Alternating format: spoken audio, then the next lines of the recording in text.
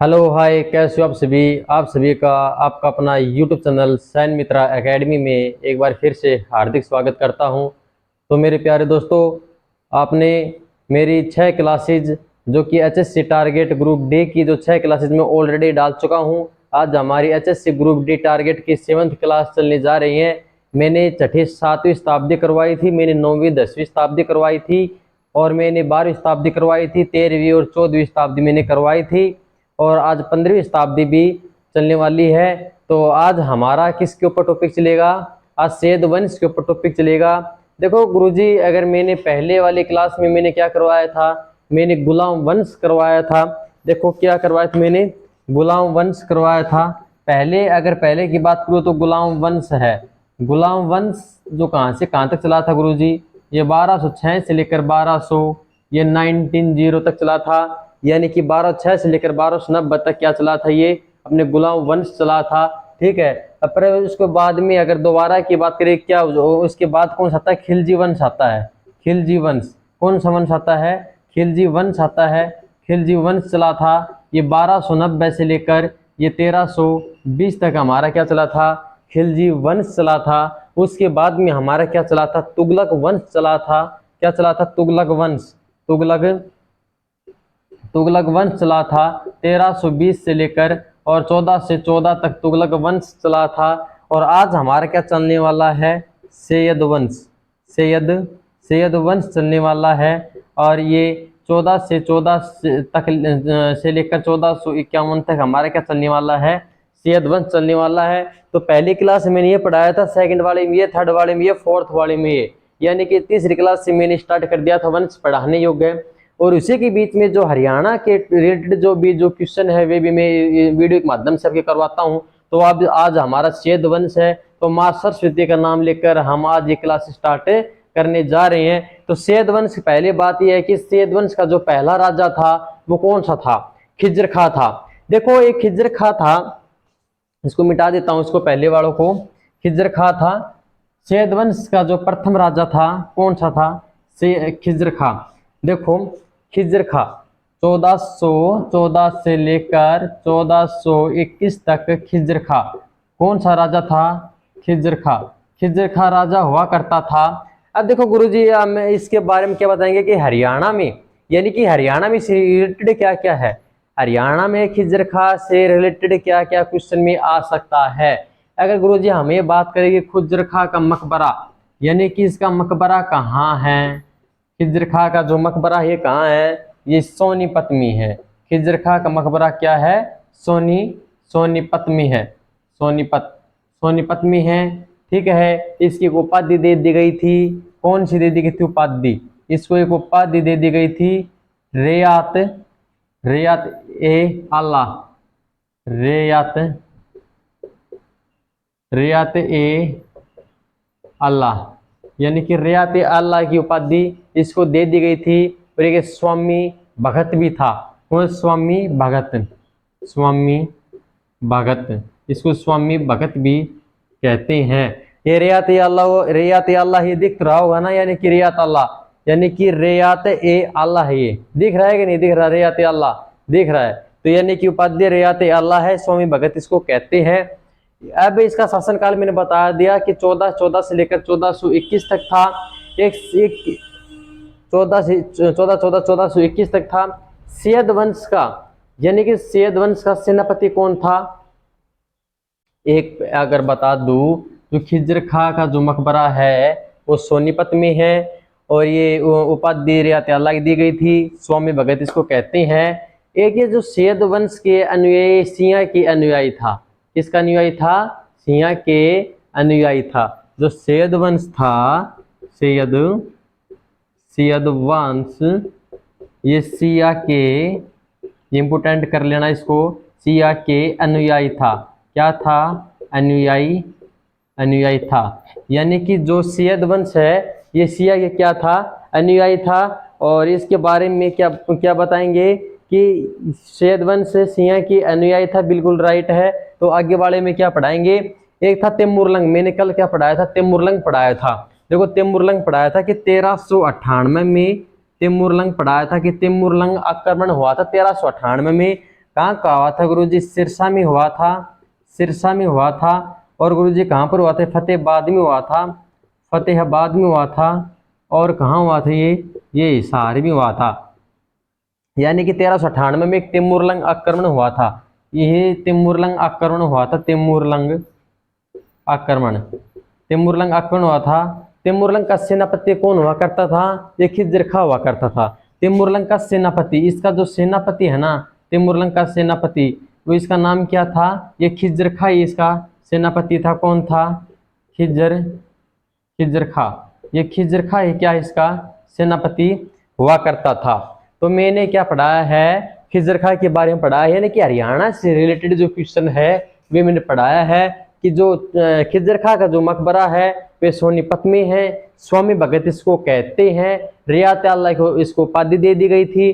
14 से लेकर 14 से 51 तक इसका क्या था? राज था।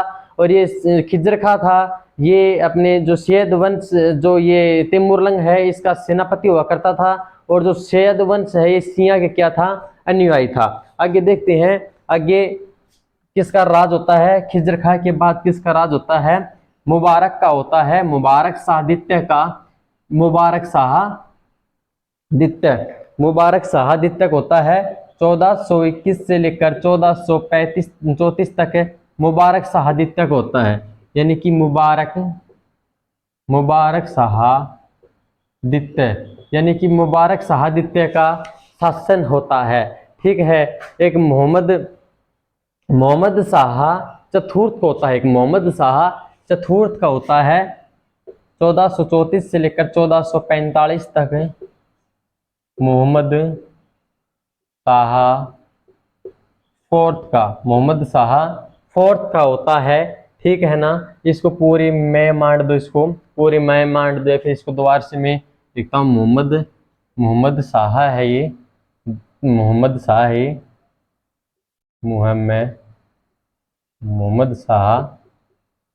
मोहम्मद शाह चतुर्थ हो जाएगा। इसके बाद में 1445 से लेकर और 14 से 51 तक यानी कि जो अलाउद्दीन आलम शाह जाएगा। अलाउद्दीन आलम शाह, यानी कि आलम शाह, ये इसका शासन चलता है। अलाउद्दीन आलम शाह, यानी कि जो सैयद वंश में ओनली 4 ही राजा हुआ करते थे। खिज्र खां हुआ, एक इसके बाद में क्या हुआ? ये मुबारक शाह द्वितीय हुआ। इसके बाद में क्या होगा? मोहम्मद शाह चतुर्थ हो गया। इसके बाद में क्या होगा? अलाउद्दीन आलम शाह हो गया। यानी कि 4 ही राजा सैयद वंश का हुआ करता था। ठीक है। तो मैं एक बार मैं पिछले जो वीडियो है उसके मैं रिवाइज करवा देता हूं। तो पहले यानी कि हमारा क्या होता है, देखो एक बार पहले हमारा क्या होता है कि इसको मिटाकर जो मेरे गुलाम वंश करवाया था, तो गुलाम वंश एक बार मैं रिपीट करवा देता हूं कि गुलाम वंश में मैंने क्या क्या करवाया था। गुलाम वंश पहली बात तो है कि 1206 से लेकर 1290 तक गुलाम वंश हमारा चला था।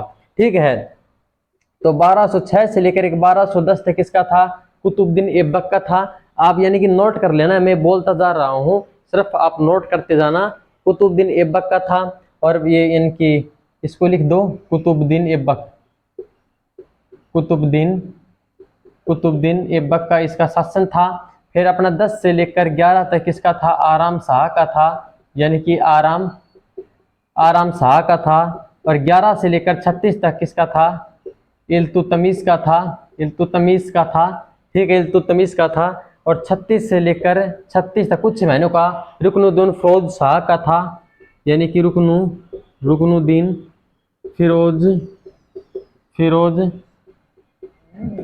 फिरोज शाह का था। 36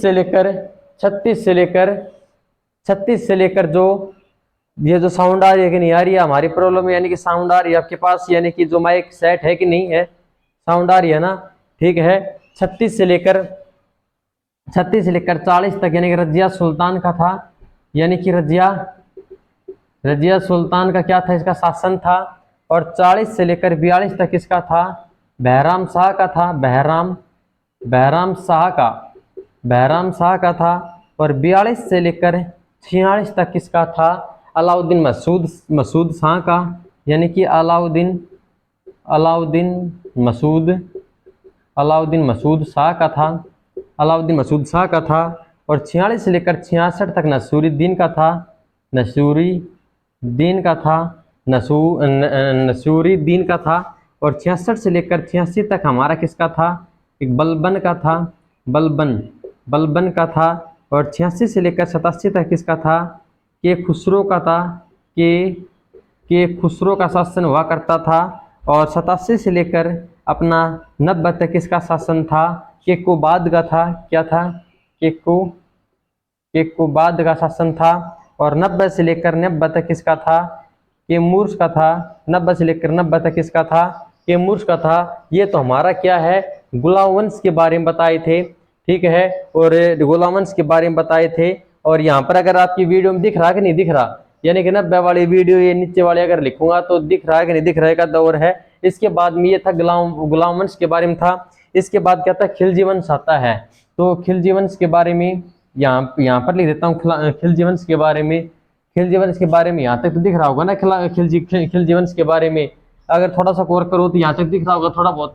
अगर आपको लगभग मेरी एलईडी लग रही है तो एलईडी पता चल रहा है मेरे को, यहाँ पर दिख रहा है तो मैं यहाँ पर लिख देता हूँ एक बार। देखो क्या है कि नीचे वाले भी लगभग मेरे हिसाब से यहाँ तक दिख रहा होगा, लगभग दिख रहा है ये, ठीक है ना। थोड़ा बहुत एक आधी लाइन तो आ सकते हैं, यहाँ तक दिख रहा होगा लगभग मेरे हिसाब से। तो मैं यहाँ पर एक आधा चीज लिख सकता हूँ, यानी कि जो 1290 था, 1290 से लेकर और 1296 तक, यानी जलालुद्दीन खिलजी का शासन आया था। किसका आया था गुरु जी, ये जलालुद्दीन खिलजी, ये जलालुद्दीन खिलजी का शासन आया था, खिलजी का शासन आया था। और 1290 से 1296 से लेकर 1296 से लेकर यानी कि 1316 तक अलाउद्दीन खिलजी का आया था। किसका आया था गुरु जी, अलाउद्दीन खिलजी का। देखो अलाउद्दीन खिलजी का क्या आया था, शासन आया था। और आगे मैं यहाँ पर लिख देता हूँ कि 1316 से लेकर 16 तक किसका आया था, 1300 उमर शाह का आया था, यानी कि उमर शाह का आया था। ये दिख रहा है कि नहीं दिख रहा है, यानी कि इसमें 1316 यानी कि 1316 तक है ना, 1316 से लेकर 1316 तक उमर शाह का आया था, उमर शाह का आया था। और 1300 यानी कि 16 से लेकर फिर 16 से लेकर 20 तक, 16 से लेकर 20 तक 16 से लेकर 20 तक किसका आया था, मुबारक शाह का आया था। किसका आया था, मुबारक शाह का आया था। और 20 से लेकर फिर 20 तक किसका आया था, ये मुबारक शाह है और उसमें मुबारक शाह द्वितीय आएगा, ठीक है ना। तो 20 से लेकर 20 तक किसका आया था, खुसरो शाह आया था। इसमें के खुसरो, देखो यहाँ पर है के खुसरो और यहाँ पर खुसरो शाह आ जाएगा, क्या आ जाएगा, खुसरो शाह आ जाएगा। यहाँ पर क्या हुआ, अपना खिलजी वंश कंप्लीट हुआ। फिर अपना आया था तुगलक वंश, 1320 से लेकर 1320 से लेकर और 25 तक अपना किसका आया था, 1320 से लेकर 25 तक गयासुद्दीन तुगलक आया था। गयासुद्दीन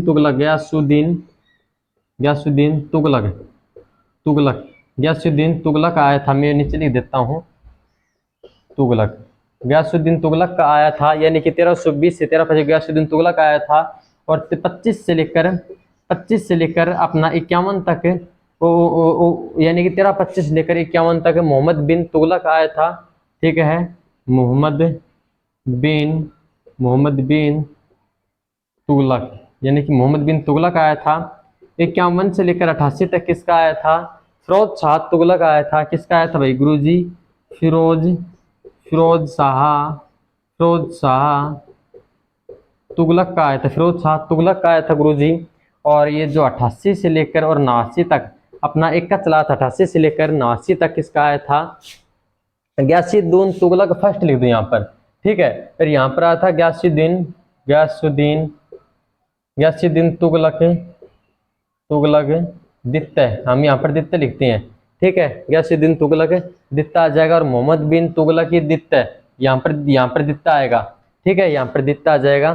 फिर अपना 89 से लेकर 89 तक क्या आ जाएगा, अबू बकार आ जाएगा, क्या आ जाएगा, यानी कि अबू बकार आ जाएगा। और फिर 89 से लेकर जो 94 के बीच में आया था, इसमें यानी कि जो मोहम्मद बिन तुगलक तृतीय आ जाएगा, क्या आ जाएगा, मोहम्मद बिन तुगलक तृतीय आ जाएगा, ठीक है। मोहम्मद तुगलक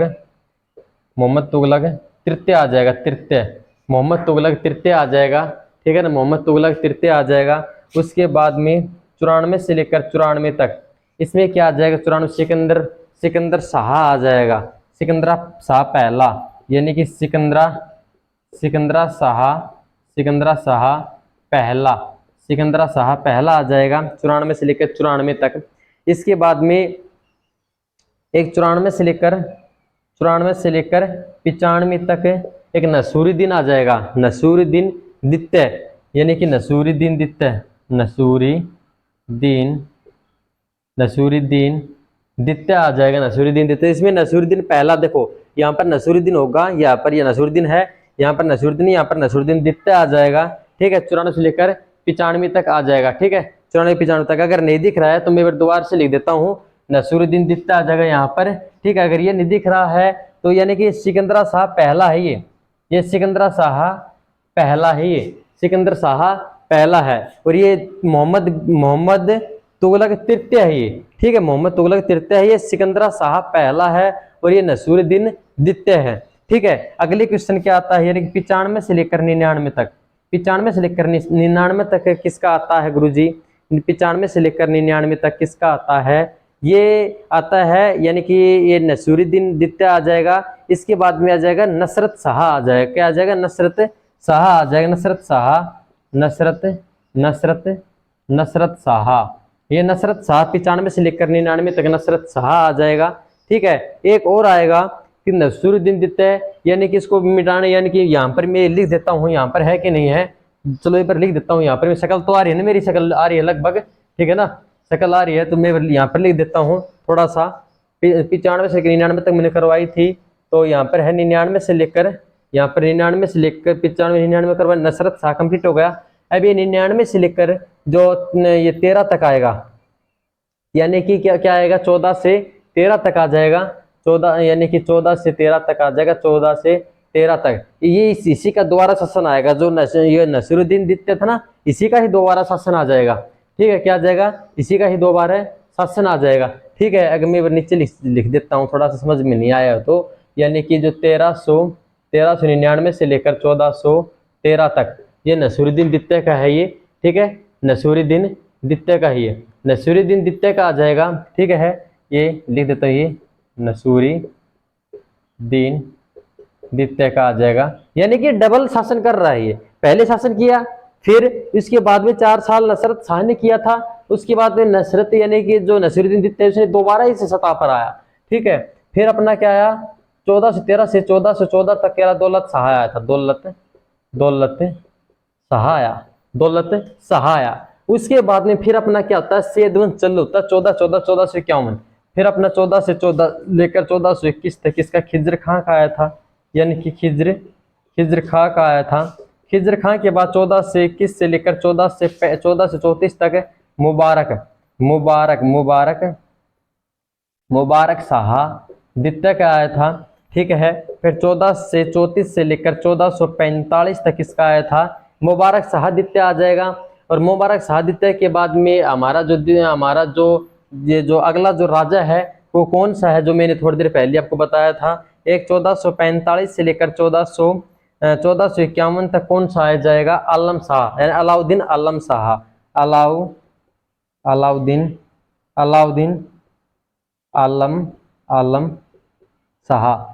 आलम शाह आ जाएगा। परंतु ये जो मुबारक शाह है ना, मुबारक शाह के बाद में कौन सा आएगा, जो एक ही आपके लिए छोड़ा है, सिर्फ यहाँ पर ये भी मैं चलते वक्त इसको बता दूंगा क्या है।